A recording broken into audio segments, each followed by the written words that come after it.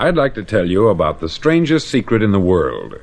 Not long ago, Albert Schweitzer, the great doctor and Nobel Prize winner, was being interviewed in London, and a reporter asked him, "Doctor, what's wrong with men today?" The great doctor was silent a moment, and then he said, "Men simply don't think." And it's about this that I want to talk with you. We live today in a golden age. This is an era that man has looked forward, dreamed of, and worked toward for thousands of years. But since it's here, we pretty well take it for granted. We in America are particularly fortunate to live in the richest land that ever existed on the face of the earth, a land of abundant opportunity for everyone. But do you know what happens? Let's take 100 men who start even at the age of 25.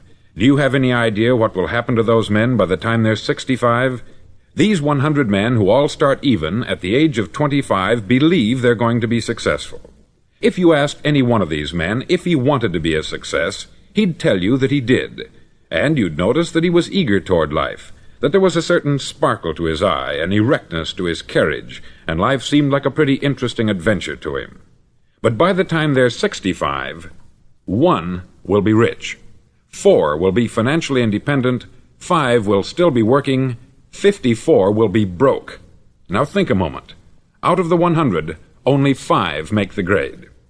Why do so many fail? What has happened to the sparkle that was there when they were 25? What's become of the dreams, the hopes, the plans? And why is there such a large disparity between what these men intended to do and what they actually accomplished? When we say about 5% achieve success, we have to define success. And here's the definition. Success is the progressive realization of a worthy ideal. If a man is working toward a predetermined goal and knows where he's going, that man is a success. If he's not doing that, he's a failure. Success is the progressive realization of a worthy ideal. Rollo May, the distinguished psychiatrist, wrote a wonderful book called Man's Search for Himself. And in this book he says, "The opposite of courage in our society is not cowardice, it is conformity." And there you have the trouble today. It's conformity. People acting like everyone else, without knowing why, without knowing where they're going. Now think of it. In America right now, there are over 14 million people 65 years of age and over, and about 13 million of these 14 million are broke. They're dependent on someone else for life's necessities. Now, we learn to read by the time we're 7. We learn to make a living by the time we're 25. Usually, by that time, we're not only making a living, we're supporting a family. And yet, by the time we're 65, we haven't learned how to become financially independent in the richest land that has ever been known. Why? We conform. And the trouble is that we're acting like the wrong percentage group, the 95% who don't succeed. Now, why do these people conform? Well, they don't know, really. These people believe that their lives are shaped by circumstances, by things that happen to them, by exterior forces. They're outer-directed people. A survey was made one time that covered a lot of men, working men, and these men were asked this question: why do you work? Why do you get up in the morning? 19 out of 20 had no idea. If you ask them, they'll say, everyone goes to work in the morning. And that's the reason they do it, because everyone else is doing it. Now let's get back to our definition of success. Who succeeds? The only man who succeeds is the man who is progressively realizing a worthy ideal. He's the man who says, I'm going to become this, and then begins to work toward that goal. I'll tell you who the successful people are. A success is the school teacher who's teaching school because that's what she wanted to do. The success is the woman who's a wife and mother because she wanted to become a wife and mother and is doing a good job of it. The success is the man who runs the corner gas station because that's what he wanted to do.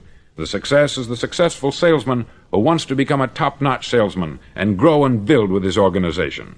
A success is anyone who is doing deliberately a predetermined job because that's what he decided to do deliberately.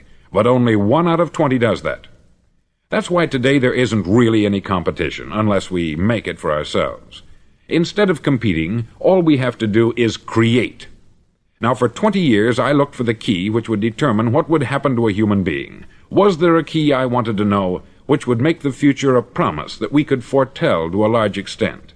Was there a key that would guarantee a person's becoming successful if he only knew about it and knew how to use it? Well, there is such a key, and I've found it. Have you ever wondered why so many men work so hard and honestly without ever achieving anything in particular, and others don't seem to work hard and yet seem to get everything? They have the magic touch. You've heard them say that about someone. Everything he touches turns to gold. And have you ever noticed that a man who becomes successful tends to continue to become successful, and on the other hand, have you noticed how a man who is a failure tends to continue to fail? It's because of goals. Some of us have them, some don't. People with goals succeed because they know where they're going. Now think of a ship leaving a harbor, and think of it with the complete voyage mapped out and planned. The captain and crew know exactly where it's going and how long it will take. It has a definite goal.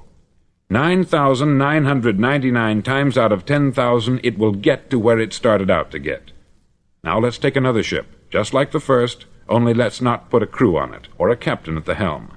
Let's give it no aiming point, no goal, no destination. We just start the engines and let it go. I think you'll agree with me that if it gets out of the harbor at all, it will either sink or wind up on some deserted beach a derelict. It can't go any place because it has no destination and no guidance. It's the same with a human being. Take the salesman, for example. There is no other person in the world today with the future of a good salesman. Selling is the world's highest paid profession, if we're good at it and if we know where we're going. Every company needs top-notch salesmen, and they reward those men. The sky is the limit for them. But how many can you find? Someone once said, "The human race is fixed, not to prevent the strong from winning, but to prevent the weak from losing." The American economy today can be likened to a convoy in time of war. The entire economy is slowed down to protect its weakest link, just as the convoy had to go at the speed that would permit its slowest vessel to remain in formation. That's why it's so easy to make a living today. It takes no particular brains or talent to make a living and support a family today. So we have a plateau of so-called security, if that's what a person's looking for. But we do have to decide how high above this plateau we want to aim for. Now let's get back to the strangest secret in the world, the story that I wanted to tell you today. Why do men with goals succeed in life, and men without them fail? Well, let me tell you something which, if you really understand it, will alter your life immediately. If you understand completely what I'm going to tell you from this moment on, your life will never be the same again. You'll suddenly find that good luck just seems to be attracted to you. The things you want just seem to fall in line. And from now on, you won't have the problems, the worries, the gnawing lump of anxiety that perhaps you've experienced before. Doubt, fear, well, they'll be things of the past. Here's the key to success, and the key to failure. We become what we think about. Now let me say that again. We become what we think about. Throughout all history, the great wise men and teachers, philosophers and prophets have disagreed with one another on many different things. It is only on this one point that they are in complete and unanimous agreement. Listen to what Marcus Aurelius, the great Roman emperor, said. He said, "A man's life is what his thoughts make of it." Disraeli said this, "Everything comes if a man will only wait. I have brought myself by long meditation to the conviction that a human being with a settled purpose must accomplish it, and that nothing can resist a will that will stake even existence for its fulfillment." Ralph Waldo Emerson said this, "A man is what he thinks about all day long." William James said, "The greatest discovery of my generation is that human beings can alter their lives by altering their attitudes of mind." And he also said, "We need only in cold blood act as if the thing in question were real, and it will become infallibly real by growing into such a connection with our life that it will become real. It will become so knit with habit and emotion that our interest in it will be those which characterize belief." He also said this, "If you only care enough for a result, you will almost certainly attain it. If you wish to be rich, you will be rich. If you wish to be learned, you will be learned. If you wish to be good, you will be good. Only you must then really wish these things, and wish them exclusively, and not wish at the same time 100 other incompatible things just as strongly." In the Bible you read, in Mark 9:23, "If thou canst believe, all things are possible to him that believeth." Dr. Norman Vincent Peale said this, "This is one of the greatest laws in the universe. Fervently do I wish I had discovered it as a very young man. It dawned upon me much later in life, and I've found it to be one of the greatest, if not my greatest discovery, outside of my relationship to God. And the great law, briefly and simply stated, is that if you think in negative terms, you'll get negative results. If you think in positive terms, you will achieve positive results.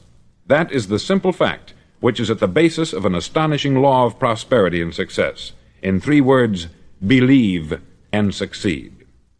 William Shakespeare put it this way: "Our doubts are traitors, and make us lose the good we oft might win, by fearing to attempt."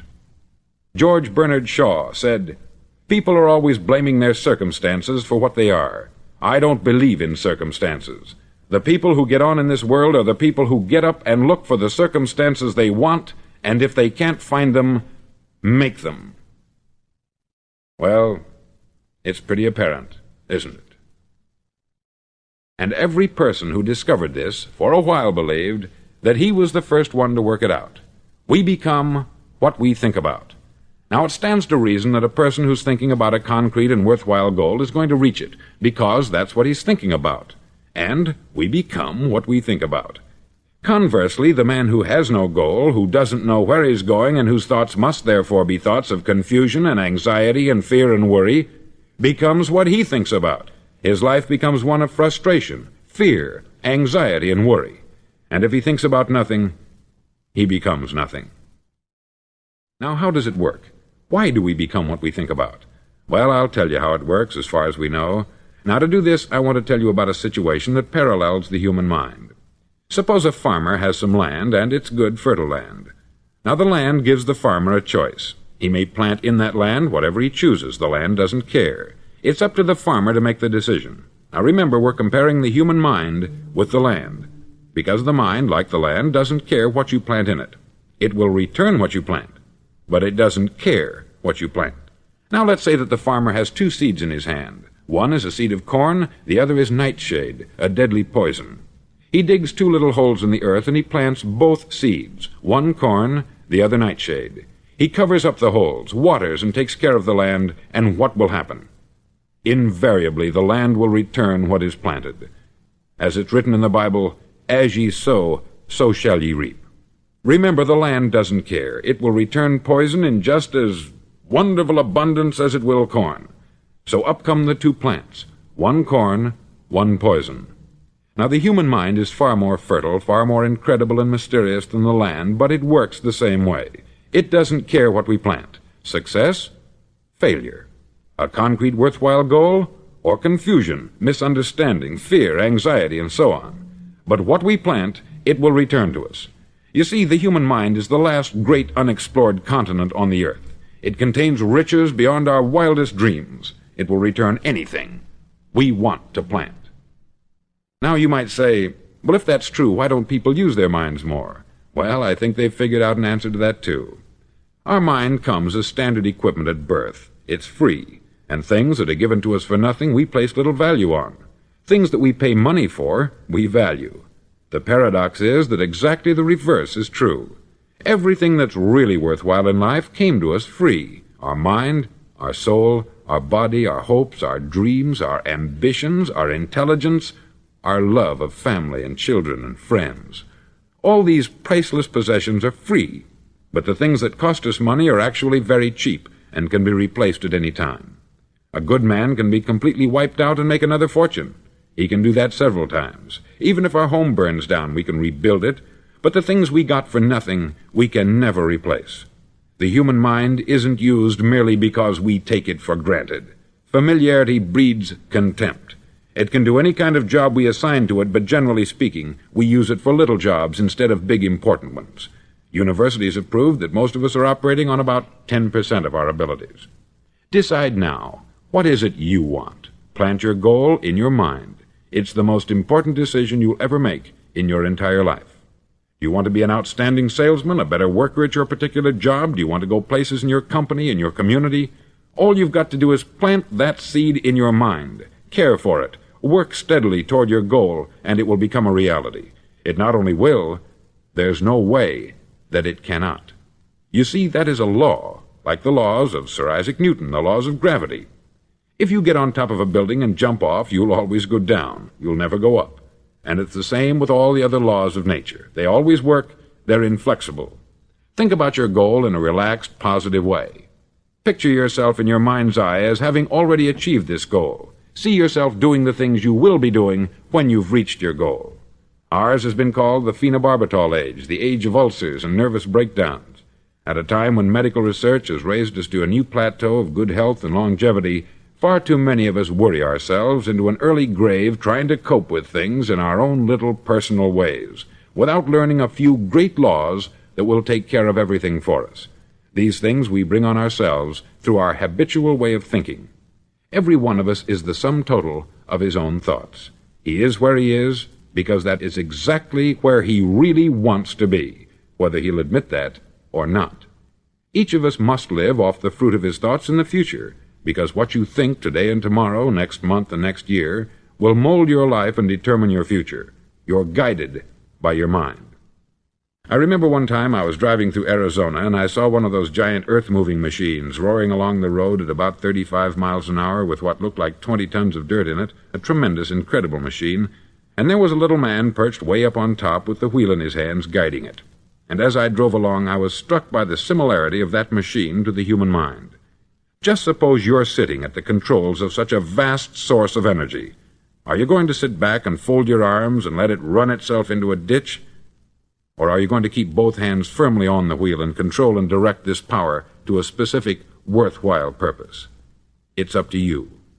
You're in the driver's seat. You see, the very law that gives us success is a two-edged sword. We must control our thinking. The same rule that can lead a man to a life of success, wealth, happiness, and all the things he's ever dreamed of for himself and his family, that very same law can lead him into the gutter. It's all in how he uses it, for good or for bad. This is the strangest secret in the world. Now, why do I say it's strange, and why do I call it a secret? Actually, it isn't a secret at all. It was first promulgated by some of the earliest wise men, and it appears again and again throughout the Bible. But very few people have learned it, understand it. That's why it's strange, and why, for some equally strange reason, it virtually remains a secret. I believe that you could go out and walk down the main street of your town and ask one man after another what the secret of success is, and you probably wouldn't run into one man in a month who could tell you. Now, this information is enormously valuable to us, if we really understand it and apply it. It's valuable to us not only for our own lives, but the lives of those around us, our family, employees, associates, and friends. Life should be an exciting adventure. It should never be a bore. A man should live fully, be alive. He should be glad to get out of bed in the morning. He should be doing a job he likes to do because he does it well. One time I heard Grove Patterson make a speech, the editor-in-chief of the Toledo Daily Blade, and as he concluded his speech, he said something that I've never forgotten. He said something like this: "My years in the newspaper business have convinced me of several things, among them that people are basically good, and that we came from someplace, and we're going someplace. So we should make our time here an exciting adventure. The architect of the universe didn't build a stairway leading nowhere." And the greatest teacher of all, the carpenter from the plains of Galilee, gave us the secret time and time again. As ye believe, so shall it be done unto you. I've explained the strangest secret in the world and how it works. Now I want to explain how you can prove to yourself the enormous returns possible in your own life by putting this secret to a practical test. I want you to make a test that will last 30 days. Now, it isn't going to be easy. If you'll give it a good try, it will completely change your life for the better. Back in the 17th century, Sir Isaac Newton, the English mathematician and natural philosopher, gave us some natural laws of physics which apply as much to human beings as they do to the movement of bodies in the universe. Now, one of these laws is that for every action, there is an equal and opposite reaction. Simply stated, as it applies to you and me, it means we can achieve nothing without paying the price. The results of your 30-day experiment will be in direct proportion to the effort you put forth. To be a doctor, you must pay the price of long years of difficult study. To be successful in selling, and remember that each of us succeeds to the extent of his ability to sell, selling our families on our ideas, selling education in schools, selling our children on the advantages of living the good and honest life, selling our associates and employees on the importance of being exceptional people, to, of course, the profession of selling itself. But to be successful in selling our way to the good life, we must be willing to pay the price. Now, what is that price? Well, it's many things.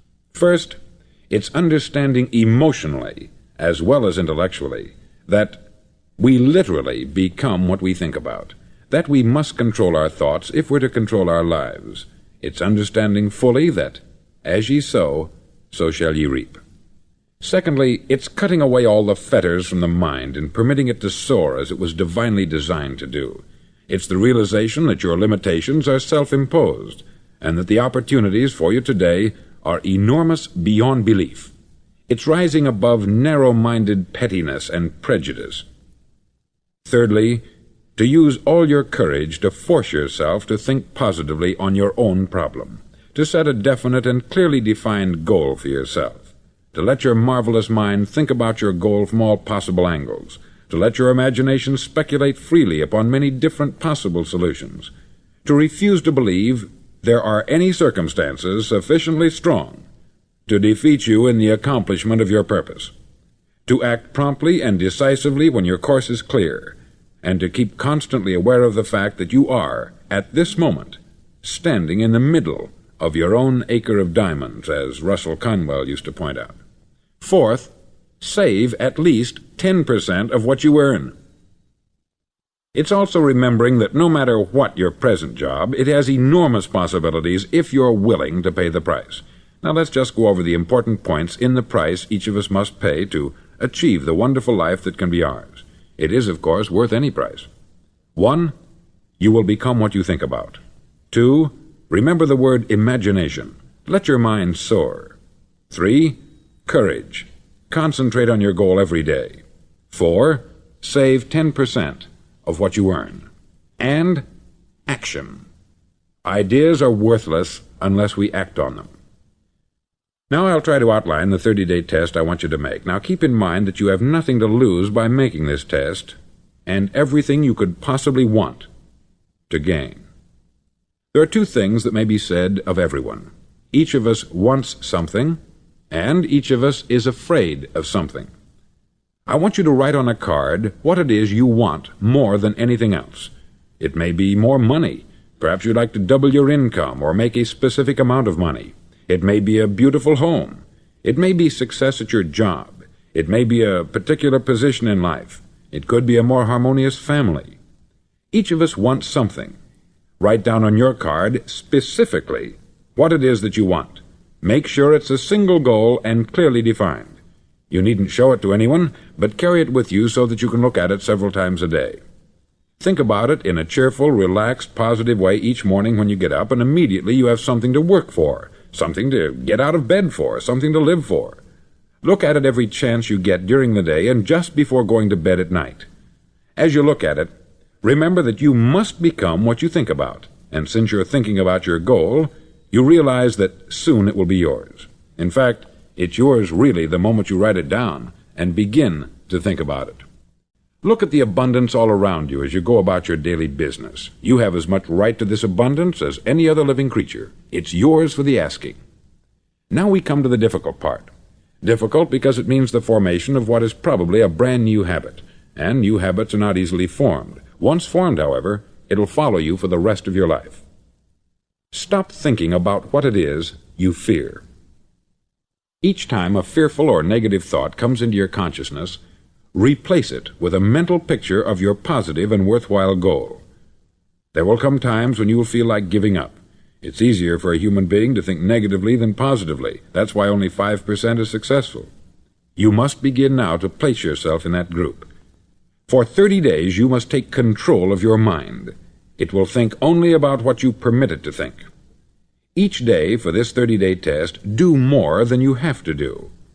In addition to maintaining a cheerful, positive outlook, give of yourself more than you've ever done before. Do this knowing that your returns in life must be in direct proportion to what you give. The moment you decide on a goal to work toward, you're immediately a successful person. You're then in that rare and successful category of people who know where they're going. Out of every 100 people, you belong to the top 5. Don't concern yourself too much with how you're going to achieve your goal. Leave that completely to a power greater than yourself. All you have to do is know where you're going. The answers will come to you of their own accord. Remember these words from the Sermon on the Mount, and remember them well. Keep them constantly before you this month of your test. Ask, and it shall be given you. Seek, and ye shall find. Knock, and it shall be opened unto you. For every one that asketh receiveth, and he that seeketh findeth, and to him that knocketh it shall be opened. It's as marvelous and as simple as that. In fact, it's so simple that in our seemingly complicated world it's difficult for an adult to understand that all he needs is a purpose and faith. For 30 days, do your best.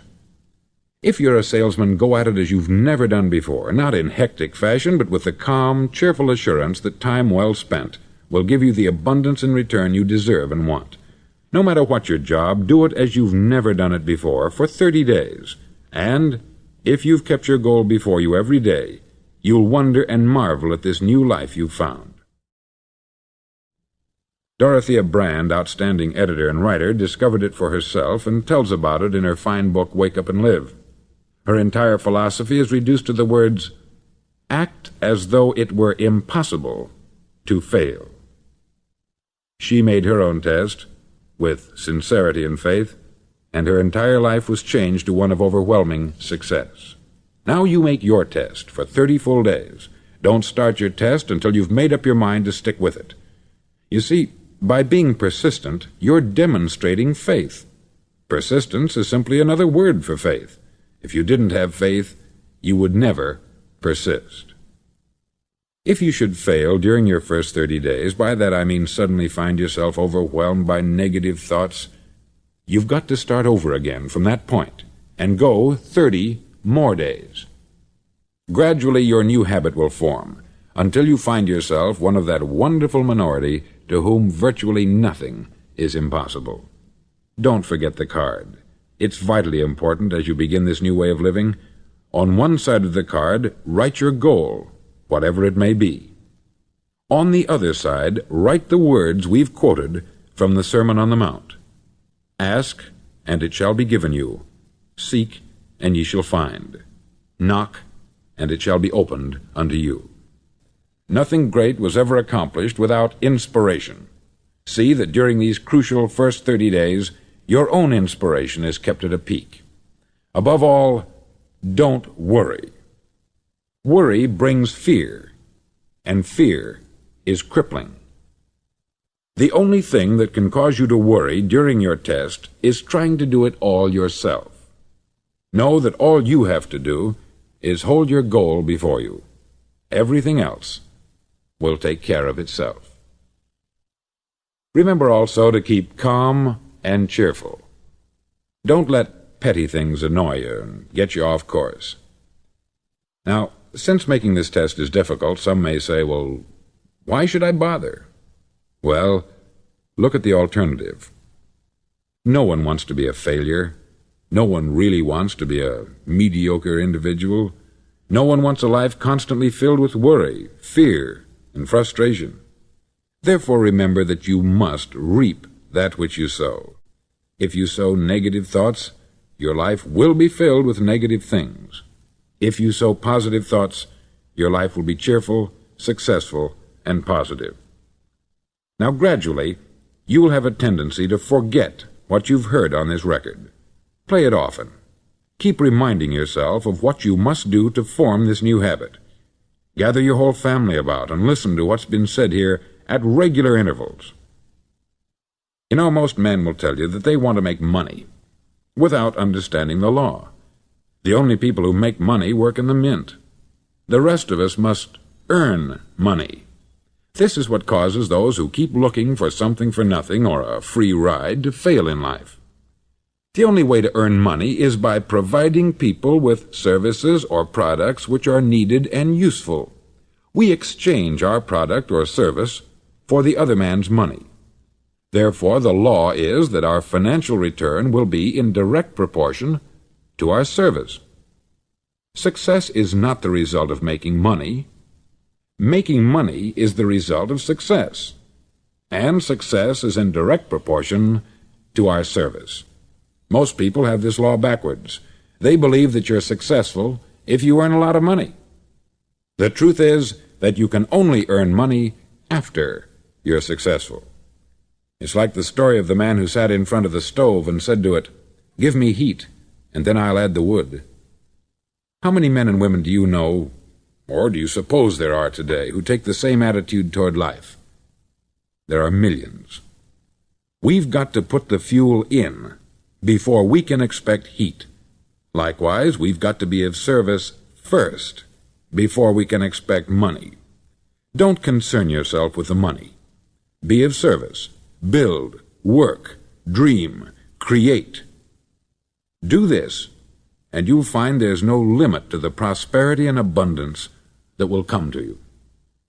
Prosperity is founded upon a law of mutual exchange. Any person who contributes to prosperity must prosper in turn himself. Sometimes the return will not come from those you serve, but it must come to you from someplace, for that is the law. For every action, there is an equal and opposite reaction. As you go daily through your 30-day test period, remember that your success will always be measured by the quality and quantity of service you render, and money is a yardstick for measuring this service. No man can get rich himself unless he enriches others. There are no exceptions to a law. You can drive down any street in America and from your car estimate the service that's being rendered by the people living on that street. Had you ever thought of this yardstick before? It's interesting. Some, like ministers and priests and other devoted people, measure their returns in the realm of the spiritual, but again, their returns are equal to their service. Once this law is fully understood, any thinking person can tell his own fortune. If he wants more, he must be of more service to those from whom he receives his return. If he wants less, he has only to reduce this service. This is the price you must pay for what you want. If you believe you can enrich yourself by deluding others, you can only end by deluding yourself. It may take some time, but just as surely as you breathe, you'll get back what you put out. Don't ever make the mistake of thinking you can avert this. It's impossible. The prisons and the streets where the lonely walk are filled with people who tried to make new laws just for themselves. We may avoid the laws of man, but there are greater laws that cannot be broken. An outstanding medical doctor recently pointed out 6 steps that will help you realize success. 1.